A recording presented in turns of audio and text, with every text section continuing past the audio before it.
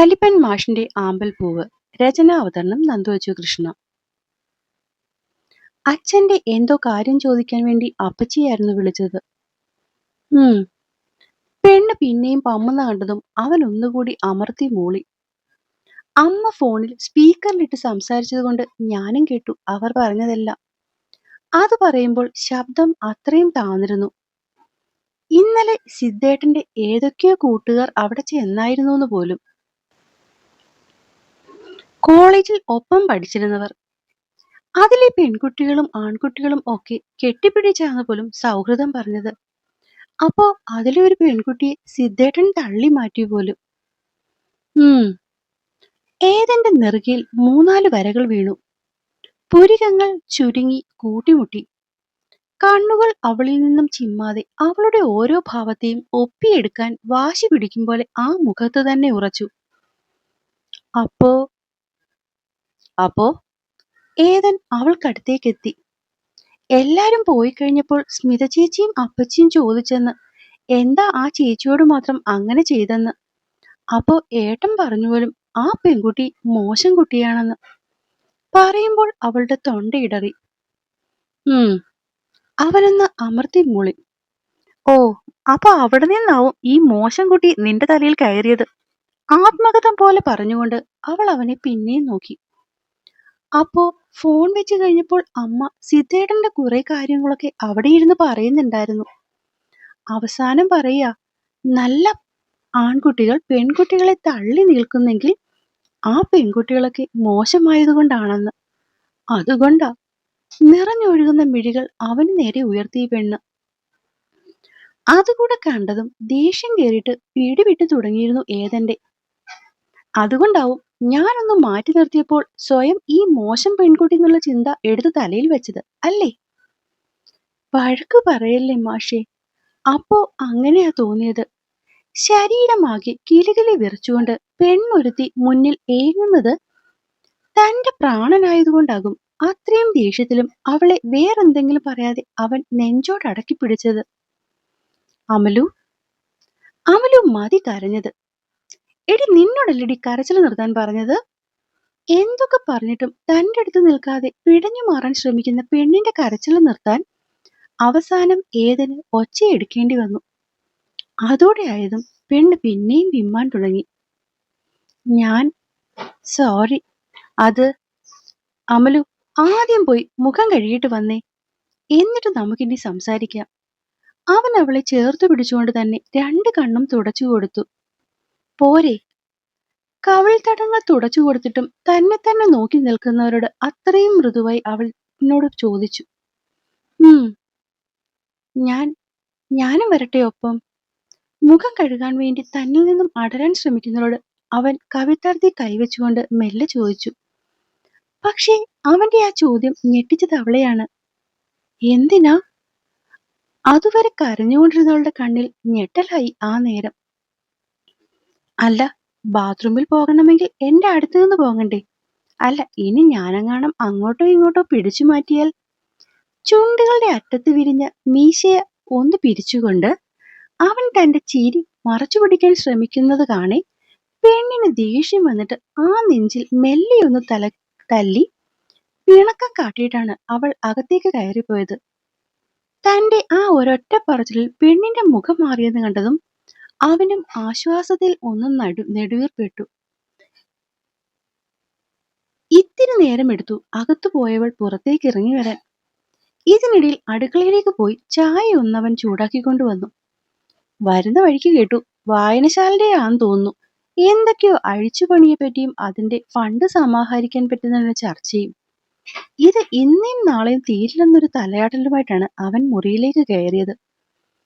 അകത്തേക്ക് കയറി ചായ വെച്ചിട്ടും പെണ്ണ് പുറത്തേക്ക് ഇറങ്ങുന്നില്ല എന്ന് കണ്ട് അവൻ മെല്ലെ കട്ടിലിലേക്ക് പോയിരുന്നതും അവൾ ഇറങ്ങി വന്നു. ഇത്രയും നേരം കരഞ്ഞതിന്റെ ആവും മുഖവും കണ്ണുമെല്ലാം ചുവന്ന് കലങ്ങിയാണ് നിൽക്കുന്നത്. കുറച്ചു മുന്നേ വരെ ഇല്ലാതിരുന്ന ഒരു വെപ്രാളം ഇപ്പോ ആശാട്ടിയിൽ കാണുന്നുണ്ട്. അപ്പോഴത്തെ വെപ്രാളത്തിലും വിഷമത്തിലും എന്തൊക്കെയോ പറഞ്ഞു പോയിട്ടുണ്ടെങ്കിലും ഇപ്പോഴാണെന്ന് തോന്നുന്നു അവൾക്കതിന്റെ പാതിയെങ്കിലും അർത്ഥങ്ങൾ കത്തിയെന്ന്. അതിന്റെ ഒരു പേടി മുഖത്തുമുണ്ട്.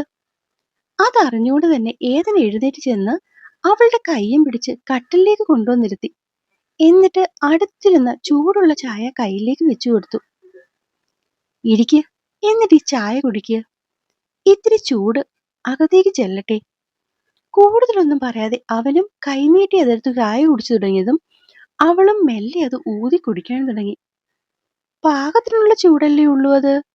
അവൾ പിന്നെയും പിന്നെയും ഊതി കുടിക്കുന്നത് കണ്ടതും സംശയത്തിൽ അവൻ ചോദിച്ചു. ഈ ചൂട് നിനക്ക് പറ്റില്ലേ അമലു?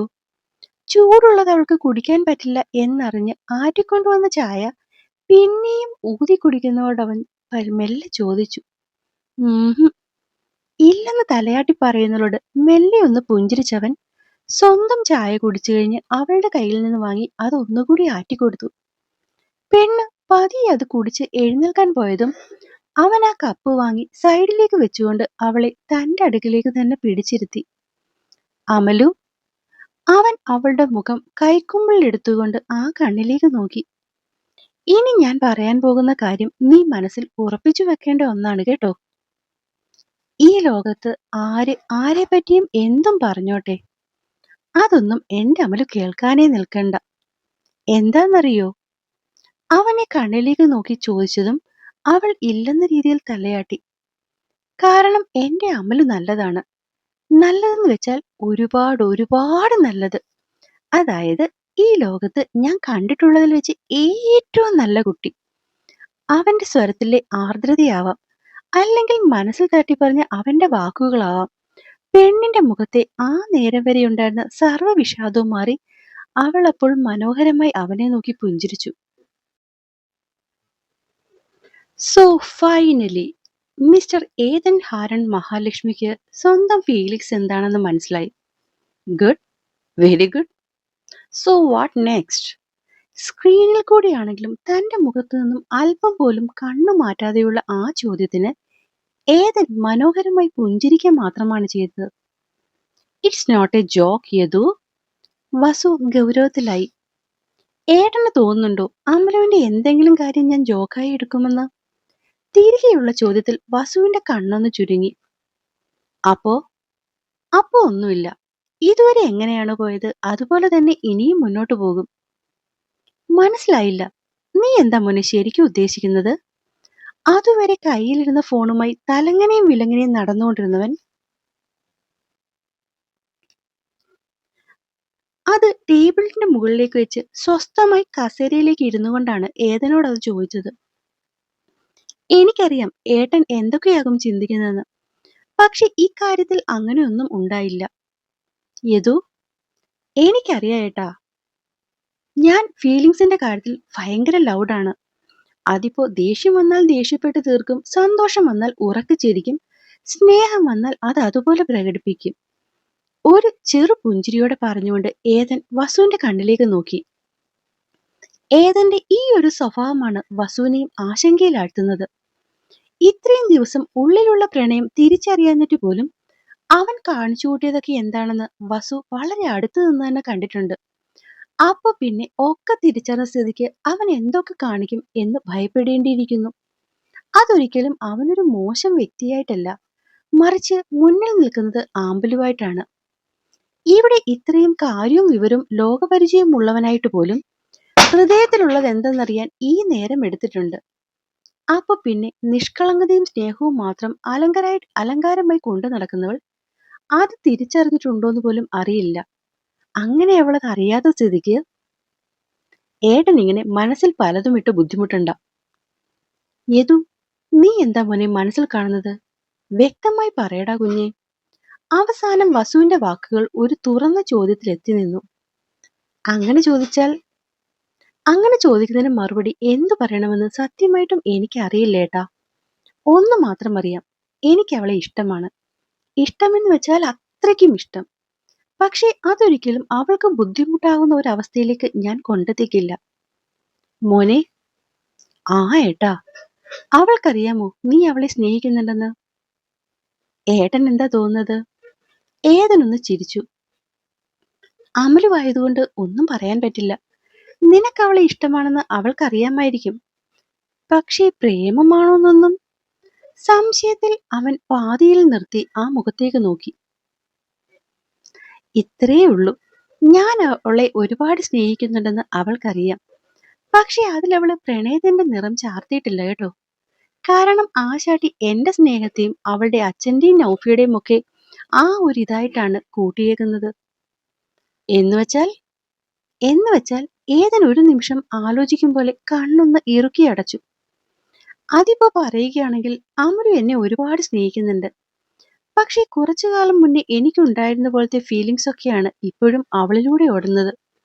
അതുകൊണ്ട് തന്നെ അവൾ ഒരിക്കലും അതിനെ പ്രണയമായി കണക്കുകൂട്ടിയിട്ടില്ല. അങ്ങനെ എന്തെങ്കിലും പെണ്ണ് ചിന്തിക്കുമോന്ന് പോലും എനിക്കറിയില്ല.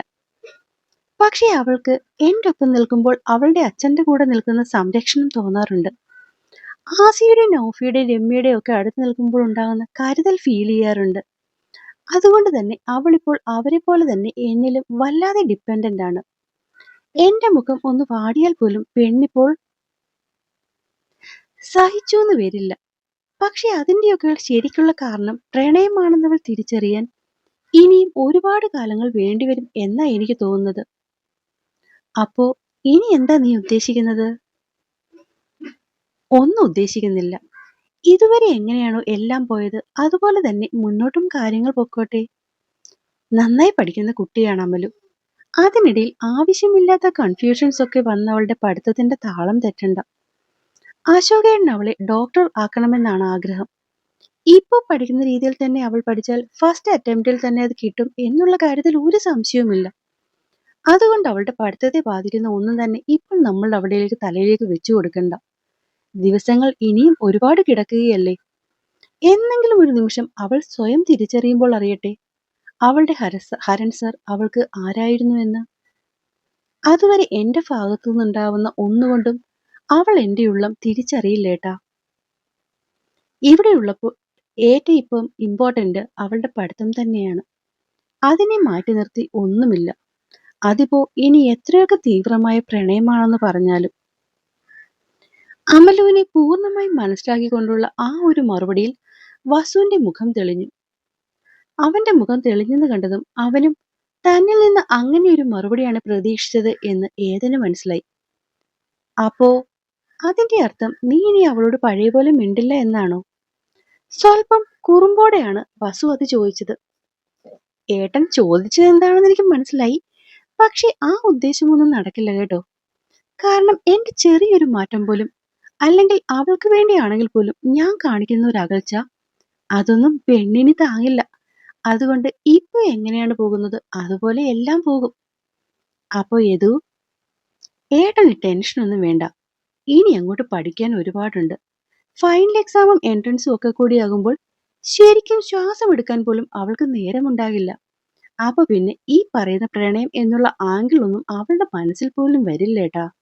അതുകൊണ്ട് ഏട്ടന് ആവശ്യമില്ലാത്ത ടെൻഷനൊന്നും ഇതിന്റെ പേരിൽ വേണ്ട. എന്താ ഏട്ടാ, മൂളലിന് ഒരു തൃപ്തിയില്ലല്ലോ. അത് പിന്നെ യദു, ഒരു കാര്യം കൂടി ചോദിക്കട്ടെടാ. ഓ, ചോദിച്ചോ. ഇന്നിപ്പോൾ അമലുവിന്റെ ഉള്ളിൽ സ്നേഹമുണ്ട്, ഒരുപാട് സ്നേഹമുണ്ട്. അത് പ്രണയമാണോ എന്ന് പോലും തിരിച്ചറിയാൻ പറ്റാത്തത്രയും സ്നേഹം. ദിവസങ്ങൾ കഴിയുമ്പോൾ അവള് കുറച്ചുകൂടി ഏബിൾ ആകുന്ന സമയത്ത് ഈ പറയുന്ന സ്നേഹം അവൾക്ക് നിന്നോട് തോന്നാതെ മറ്റാരോടെങ്കിലും തോന്നിയാൽ നീ എന്ത് ചെയ്യും? അതിന് ഏതൻ മനോഹരമായി ഒന്ന് പുഞ്ചിരിക്കുകയാണ് ചെയ്തത്. ചിരിച്ച് വിഷയം മാറ്റാതെ കാര്യം പറയടാ ചക്ക. അത് അമലു അല്ലേ ഏട്ടാ, അവള് എന്റെ അല്ലേ. അപ്പോ എന്നെ വായിക്കുകയും കേൾക്കുകയും ചെയ്യുന്ന എൻ്റെ കൂട്ടുകാർക്ക് കഥ ഇഷ്ടമാകുന്നുണ്ടെങ്കിൽ സബ്സ്ക്രൈബ് ചെയ്ത് സപ്പോർട്ട് ചെയ്യാൻ മറക്കല്ലേ. നന്ദി.